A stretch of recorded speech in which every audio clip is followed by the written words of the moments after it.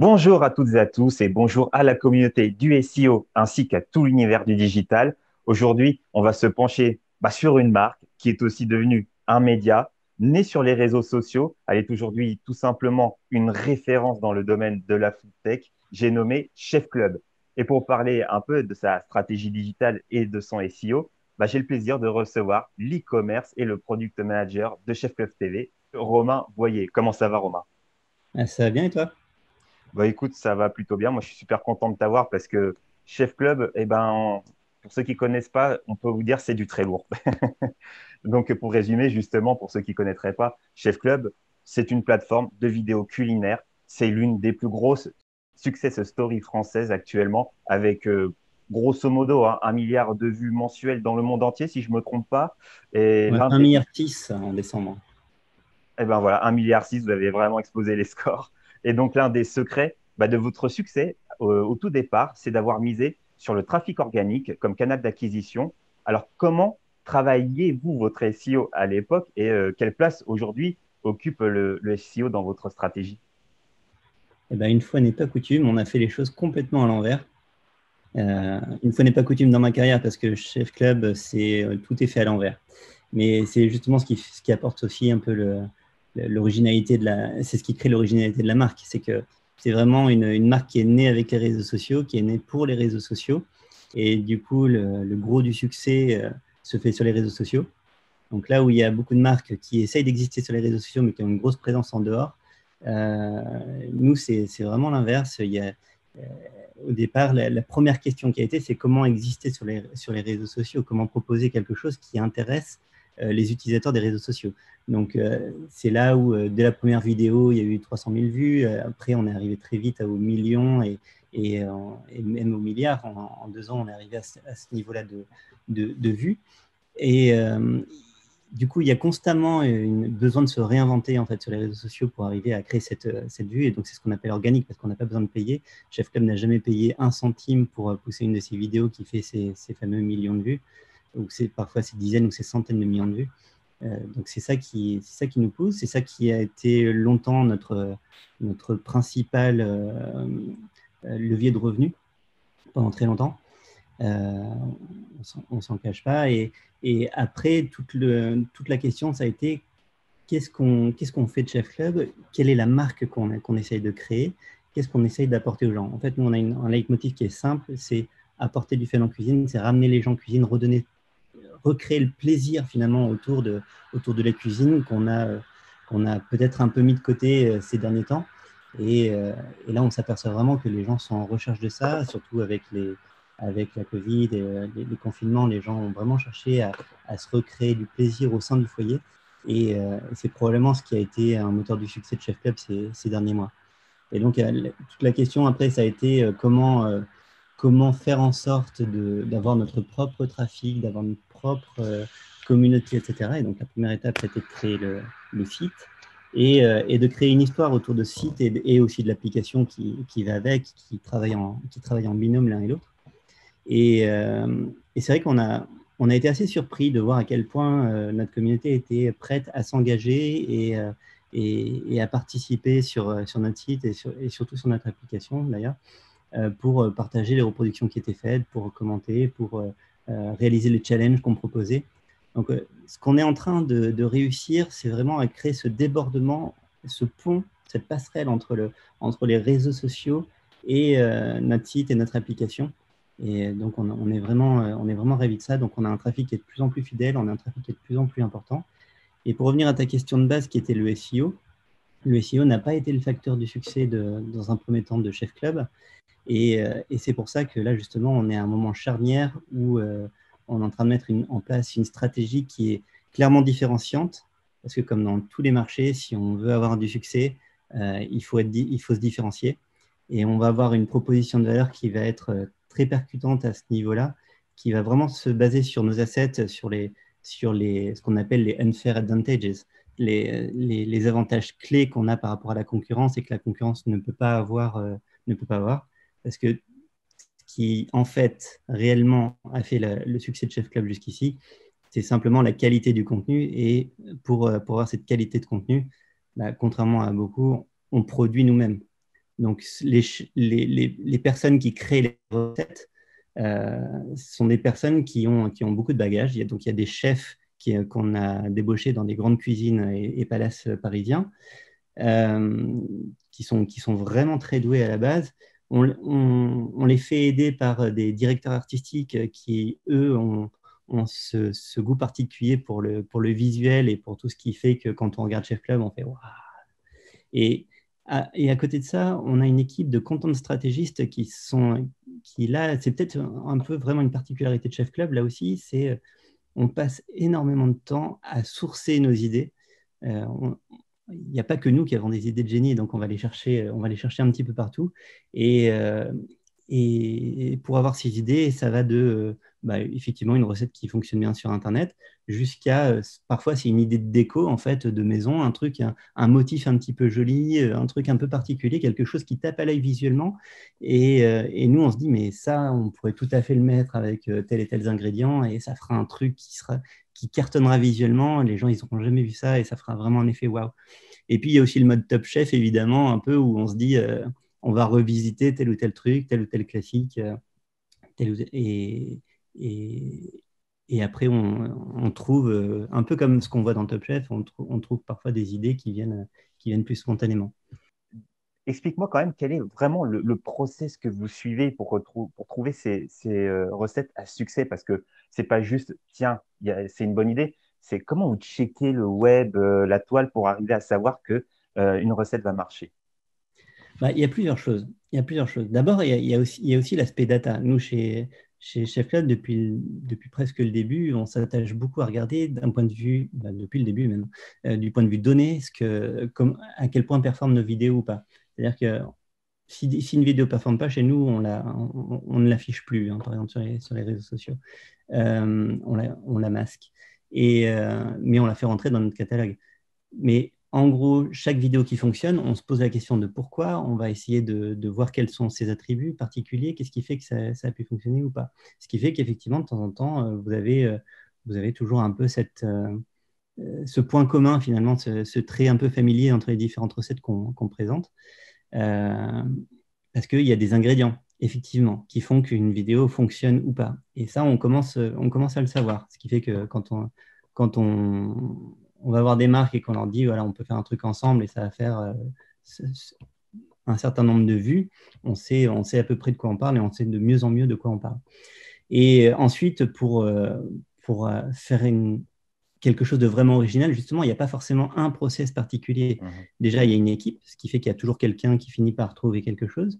Il y a de l'inspiration. Alors, il y a évidemment tous les sites de recettes, toutes les recettes qui sont partagées sur Pinterest, sur tout ce qui peut exister sur les réseaux sociaux. Et puis, comme je disais, hein, parfois, on va chercher au-delà des recettes, vraiment quelque chose, un petit truc visuel qui va nous donner l'idée.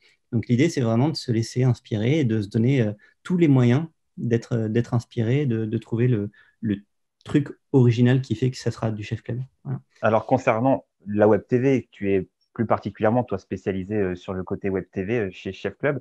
Comment fonctionne le référencement de ce type de média? C'est plus simple que le référencement d'un article, par exemple? Est-ce que c'est plus simple? Je ne sais pas dire ce qui est simple ou pas en SEO. Je sais juste qu'il y a il y a une recette qui fonctionne à peu près toujours. On ne peut pas transiger sur la qualité du contenu, on ne peut pas transiger sur le travail nécessaire pour réaliser un bon contenu. La seule chose, finalement, le vrai travail de fond que nous, techniciens, on a à faire, c'est de faire en sorte que le site soit parfaitement compréhensible. Il y a un travail qui est commun à tous les sites et ça a été le point commun dans tous les jobs que j'ai eus et le facteur clé de succès à chaque fois, c'est il faut que le site soit parfait. En fait, il peut pas ne pas être compris d'une manière ou d'une autre. Il faut, un peu comme quand on s'exprime, il faut un parti pris clair, il faut avoir les idées claires et il faut les présenter clairement.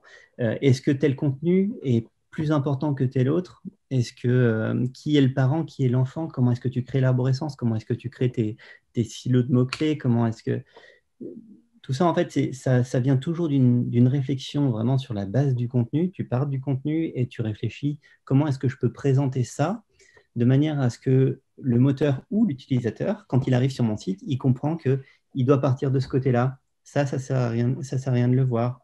Mais il y a ça qui est un premier point d'entrée. Et puis ensuite, tu peux aller voir le reste. Et puis, ça, c'est un contenu qui est frère de tel contenu, qui est frère de tel contenu, mais qui est cousin de tel autre contenu. Et finalement, par ce jeu de maillage, de liens, etc., on va réussir à créer automatiquement finalement des silos, des thématiques. Et ce qu'on veut, en fait, c'est que le moteur comme l'utilisateur comprennent les univers qu'on essaie de créer au sein du contenu et pour pouvoir s'y retrouver et pour pouvoir comprendre. Là, par exemple, les réflexions du moment, c'est typiquement quelle recette est sœur ou cousine de quelle autre, comment est-ce qu'on dit que telle recette est plus importante que telle autre, comment est-ce qu'on pousse les nouvelles recettes aussi, les nouveaux contenus, et comment est-ce qu'on catégorise finalement tous ces contenus pour dire, voilà, il y a des catégories, il y a des thématiques de recettes, et parmi ces catégories, il y en a peut-être une qui est plus importante que les autres, parce qu'il y a une petite spécificité dans l'univers recette, avec des données structurées spécifiques qui font que quand vous recherchez une recette, vous retrouvez un, un bloc de recettes dans les premiers résultats de Google. C'est que Google a tendance à prendre une recette, alors que sur certains types de contenus, finalement, c'est les listings qui sont préférés. Donc, là encore, c'est spécifique à chaque univers, mais il faut bien voir, voilà, qu'est-ce qu'on veut pousser, qu'est-ce qu'on veut hiérarchiser, qu'est-ce qu'on veut que Google ou que l'utilisateur trouve en premier, et comment est-ce qu'on continue la navigation, comment est-ce qu'on propose des contenus associés, et voilà. Et donc, ce qui est vraiment passionnant, c'est qu'en fait, quand on veut faire les choses bien, on se pose la question vraiment de cet univers concret, de la logique de l'ensemble et de la navigation, non pas juste pour le SEO, mais toujours pour tout le monde, en fait. C'est une cohérence d'ensemble à trouver. Et quand les planètes s'alignent parfaitement, ça crée quelque chose qui est, qui est joli, qui est agréable à naviguer et qui fonctionne bien, en fait, pour le SEO. Avec Chef Club, il y a eu de nombreux ouvrages qui ont été publiés. J'aimerais me pencher sur le tout premier ouvrage qui était Best of Chef Club et qui a été au départ présenté en ligne, en précommande, si je ne dis pas de bêtises, sur une librairie digitale. Quels avantages ça a pu apporter de procéder de cette façon? C'est quand même assez original. Oui, alors moi j'étais pas là à l'époque, mais j'aurais pas mieux fait les choses, je pense. C'est-à-dire on est vraiment parti dans les principes Lean ou Lean Startup, où en fait simplement on a voulu se dire, voilà, on a une communauté qui est forte, qui est très présente, on a des dizaines de millions, maintenant on en est à des centaines de millions, mais de fans sur les réseaux sociaux. Comment est-ce qu'on peut capitaliser là-dessus pour réaliser du chiffre d'affaires? Donc, il y a plusieurs, nous on a exploré plusieurs pistes, mais il y en a une qui paraît assez évidente, c'est vendre des produits associés. Et donc, le premier produit associé, c'était forcément un livre de recettes. Et,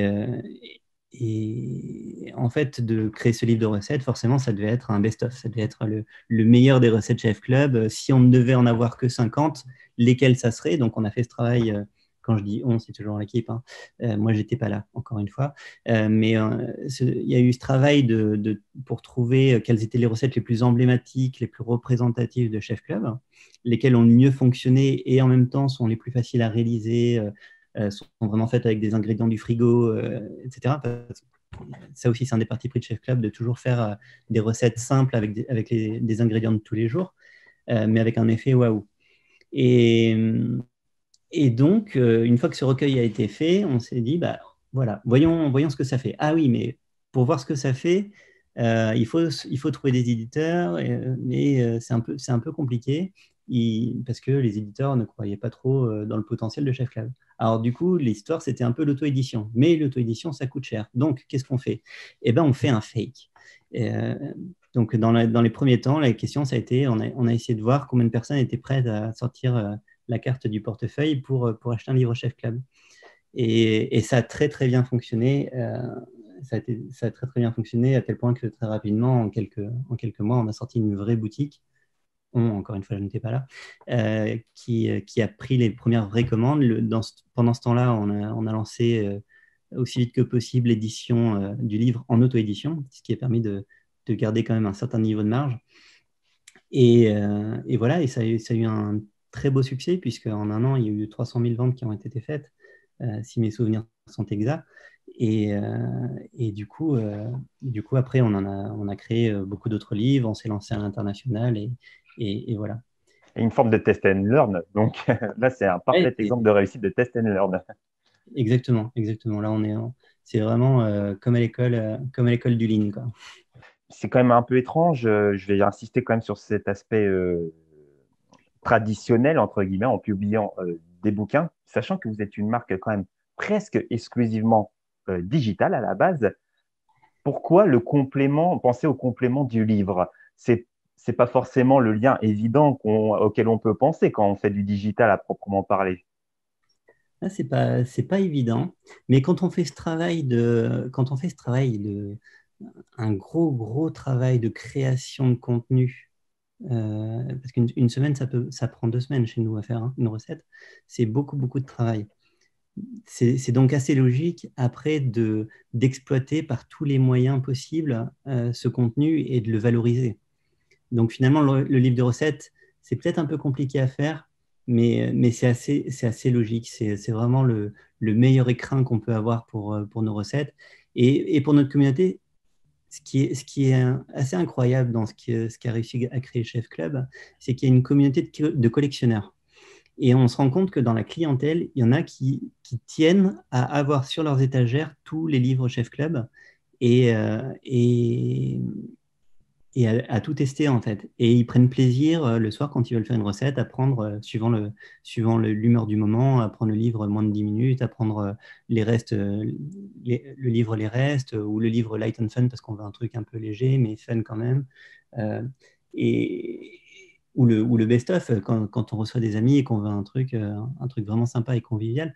Donc, c'est vraiment assez logique au final, et ça fait plaisir de voir au niveau des retours ces personnes-là qui disent que elles achèteront le prochain qui sort, quel qu'il soit, elles achèteront le prochain qui sort parce que justement, c'est, ça ramène du fun à la maison, c'est le plaisir de cuisiner pour soi et pour les autres membres de la famille ou pour les amis.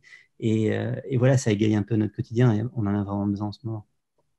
Depuis le début, un des leitmotifs de Chef Club, c'est Mobile First.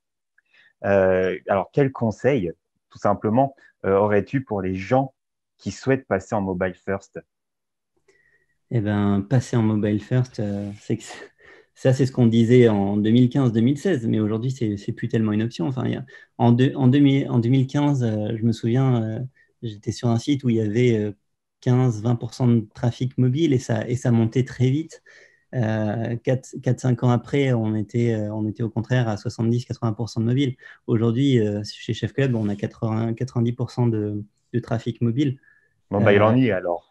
et si on calcule avec l'application, du coup, on est plutôt à 96%. Donc, c'est même pas une question. Nous, on pense mobile et ensuite, on adapte aussi bien que possible pour le desktop, mais là aussi dans l'univers Lean, on fait parfois quelques concessions. Mais voilà, si on a des concessions à faire, on les fait plutôt sur le desktop que sur le mobile. Il y a des nouveaux signaux quand même qui sont sortis récemment avec Google, avec les fameux Core Web Vitals dont on parle énormément. L'UX est de plus en plus évoqué dans la prise en compte des signaux envoyés par les sites Internet. C'est un défi incessant pour une marque comme la vôtre de s'adapter à ces signaux qui sortent, à ces métriques qu'il faut prendre en compte. Qu'est-ce que vous mettez en place pour améliorer justement votre X? Tu l'as un peu évoqué tout à l'heure, mais je voudrais qu'on rentre un peu plus dans le détail quand même. Ouais, alors effectivement, déjà Google est passé il y a quoi, il y a un an, je sais plus, enfin il Oui, n'y a c'est pas ça, trop, une grosse année, oui.